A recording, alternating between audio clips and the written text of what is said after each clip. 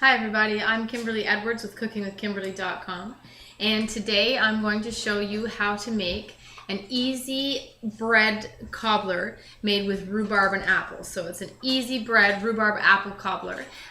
It's kind of a cross between a bread pudding and a cobbler. I'm not doing a true to life cobbler, or I wouldn't be using bread. But today I had a loaf of bread I wanted to use up, and I didn't want to do another bread pudding, so today I'm doing a cobbler, but it's kind of like a mixture of the two, okay? So here we go, guys. Let's do this. What I suggest doing is, in the ingredients that I give you, there's going to be some apples, there's going to be some rhubarb, there's going to be the bread, and those are the things you have to prepare. So I want you to take the bread, I want you to slice it, I want you to put it into more slices and then chunk it, right? So I want about 1-inch cubes. This loaf of bread is one I homemade, and there's about 10 cups of sliced or chopped up bread. Okay, that's about 10 cups-ish. You may have a little bit more, you may have a little less with a loaf of bread. Just kind of eyeball it. If it's a little bit wet, just keep baking it just a little bit longer. You could even turn it down slightly so you could bake it longer. Okay, so what I do, prepare the bread, prepare the apples, prepare the rhubarb. You're going to chunk the apples into little pieces. The little rhubarb you're going to slice like you would celery. Okay, so first of all, what I've done is I'm going to mix the wet ingredients, the stuff that's going to go onto the bread. Okay, so everything's going to go in at one time. I have 4 large eggs. I want to put those in first because you want to make sure that you don't have any shells, and if you put them in after all the other ingredients, then you're fishing out eggshells, and that's no fun. So here we go. It's 3, and this is 4. Okay, next I'm going to use 2 cups of milk. Pour that in. You probably could use a little bit less if you wanted to.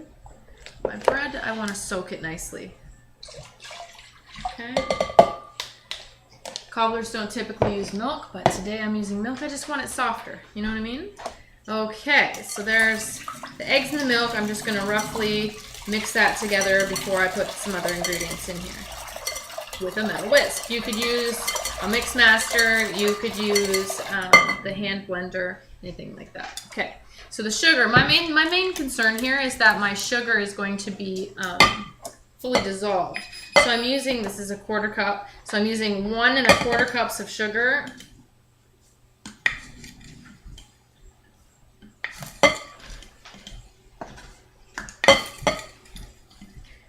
There we go. About a 1/2 teaspoon of salt. Believe it or not, when you use salt in sweet dishes, it actually makes them taste a little sweeter. So you can actually use a little bit less. I'm not even going to use a 1/2 teaspoon. I'm going to use about a 1/4 teaspoon. Believe it or not, you can use a little bit less sugar if you use a little bit of salt. Okay, and 1 teaspoon of vanilla extract. Please use real vanilla extract. Don't use the fake kind. It's a byproduct of making paper. It's chemicals. It smells like vanilla. It's not really vanilla. Okay, guys? So there's that. And I'm just going to mix this through. I want to dissolve the sugar, right? So this is my main concern. Stale bread works perfectly, and that's why typically bread pudding was started to make bread pudding so that you could use up that bread. My bread is ready to be used. It's a little bit dried out, and that's cool with me. It's perfect for what I'm doing today. I'm going to put 2 tablespoons of flour. This is just regular all-purpose flour. 1, 2. Mix that all up nicely in here. This is easy peasy. You can prep this in like however long this video is going to be. It'll probably be about a 10-minute video. Okay. I don't feel any sugar in the bottom. Seems like it's nice and dissolved. So I'm done with that. Excuse me, I'll be right back. Okay, so now what I'm going to do is I'm going to take my bread in a big bowl, put it in my big bowl, big mixing bowl. You could put it in another casserole dish or baking dish, anything you have that's big enough. And what I want to do is I want to soak this bread with this wet mixture. Let it just sit there for a couple minutes. Soak all in like you would do French toast, right? So I'm going to just stir this up, make sure that everything's all nice and evenly coated.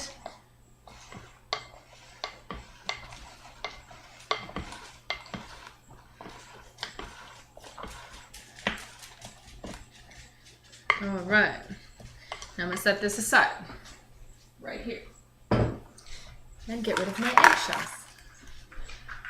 Okay, now what I've done is I've taken a 9-inch by 13-inch baking dish. I've sprayed it with non-stick spray.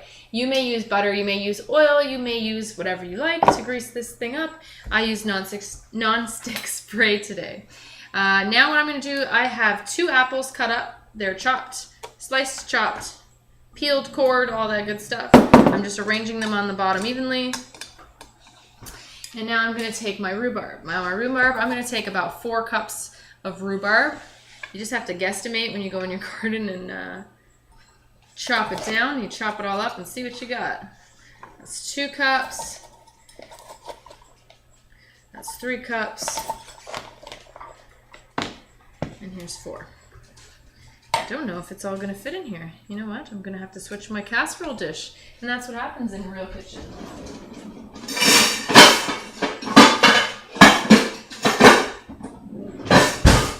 Now this Pyrex dish is slightly larger. I'm going to spray it quickly. No harm done. Nice to know in the beginning when you're doing something so that you're not all screwed up in the end. So here we go. Perfect. Now I'm just going to dump it in here. Change gears quickly. That's what it's about in your kitchen, is just winging it, guys. Cooking is never an exact science. You can't do it the exact same every single time, and that's fine. Okay, so I have my fruit all arranged on the bottom, okay? And that's plenty of fruit. Now what I'm going to do is I am going to mix this up one more time quickly and pour the bread mixture on top. Simple as that. I might even sprinkle a little bit of brown sugar on the top, just because I'm feeling that today. So here we go, in it goes. This is a multi-grain bread I made. Okay. Don't be afraid to use your hands, or a utensil is fine too. Okay, so this here just goes on top like that. Try and make it even. Okay, now at this point, if you feel like it, you may, hold on one second. At this point, you may want to sprinkle it with cinnamon or some other kind of delicious spice that you're interested in. Today, what am I going to do? I think I'm going to use, simply because I like lemon with my apples, and it keeps them from browning as well, as you all know. Rhubarb is also a tangy ingredient already. Hold that thought. No, I'm going to use this. Hold that thought. Now, remember the episode where I made the finishing sugars? This is a lemon finishing sugar. And instead of maybe using brown sugar seems to me, in my head, that it's going to change the flavor of the dish, of my cobbler, in a way I don't know if I want it to taste like brown sugar. I'd like to stick with regular sugar, but I think a nice little lemon hint would be delicious. So I just broke this sugar up a little bit. I'm just going to sprinkle over the top. And this is going to help it brown. It's going to sweeten it up slightly. And I have lemon zest in here, and just probably a little bit of lemon juice. Tiny, tiny bit. And that's beautiful. That should infuse just a hint of what you want. So that's how you wing it in the kitchen, guys. That's what's going on. So I just sprinkled that on the top. You don't have to do that if you don't want to. You could do regular sugar. You could do no sugar. It's up to you. It's your kitchen. Okay, so as I've said, I've preheated the oven to 350. It's ready to go. It has reached temperature. Now I'm going to put this in. I would say that this is probably going to take between 50 minutes and an hour. I would keep watch on it, make sure that it's not burning, it's not browning too much. You want it to come out of the middle with cleanly, you know what I mean? The fruit coming through is fine because that's going to be ooey gooey and beautiful, but you don't want the egg mixture and the milk mixture to be too wet, right? You don't want it wet. You want it to be set. So when you take this bad boy out of the oven, you're going to allow it to sit at least 5 minutes. Let it cool down a little bit. Let it set up a little bit. Serve it with ice cream. Serve it with whipped cream. Whatever. This is perfect for summer. As you can tell, it's summer. It's hot. I'm just making dinner tonight. This is going to be awesome for dessert, and I can't wait to eat it. Perfect way to use up bread. Great way to use the rhubarb in your garden. Apples are always a nice addition to add a little bit of je ne sais quoi to your dish. Give it a little bit of an extra flavor profile. All right, you guys, make sure you check me out on YouTube. It's youtube.com/cookingwithkimberly. Follow me on Twitter @cookingwithkime with a capital E. And make sure you check me out on Facebook. Like the page. It's facebook.com/cookingwithkimberly. Hope you all have a great evening. Eat deliciously. Ciao.